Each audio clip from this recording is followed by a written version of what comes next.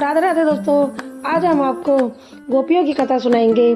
जब गोपियां माखन लेके नंदगांव से मथुरा जाती थी और सारा माखन बेचकर वापस लौटती थी, तब बीच में एक पंडित जी थे जो कथा करते थे। पंडित जी हमेशा अपनी कथा में कहते थे कि जो भी भगवान का नाम लेगा वह भवसागर से पार हो जाएगा।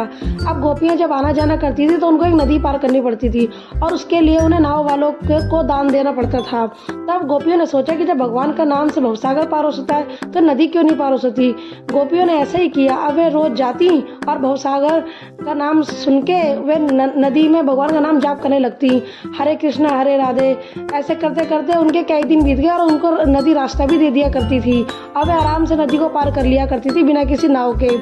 ऐसे एक दिन उन्होंने सोचा कि पंडित जी ने तो हमारे पैसे बचा दिए, चलो पंडित जी को अब थोड़ा सा अपने घर में बुला के दान दक्षिणा दी जाए और उनको भोजन कराया जाए। वह पंडित जी से कहते हैं, पंडित जी आप हमारे घर आना और भोजन करा। पंडित जी कहते हैं ठीक है बेटा, आखिरी दिन की कथा जब होगी तब हम आपके घर आएंगे। जब आखिरी दिन की कथा होती है और गोपियां उनको लेने जाती हैं, तब वह गोपियों से कहते हैं कि चलो नाव वाले को बुला। तो गोपियां कहती नहीं पंडित जी भगवान का नाम जाप करो, पार हो जाओगे। तब वह पंडित जी तो डूब जाते हैं परंतु गोपियां उनको बचा लेती है। पंडित जी कहते हैं कि मैं तो सिर्फ कहता था लेकिन तुमने माना।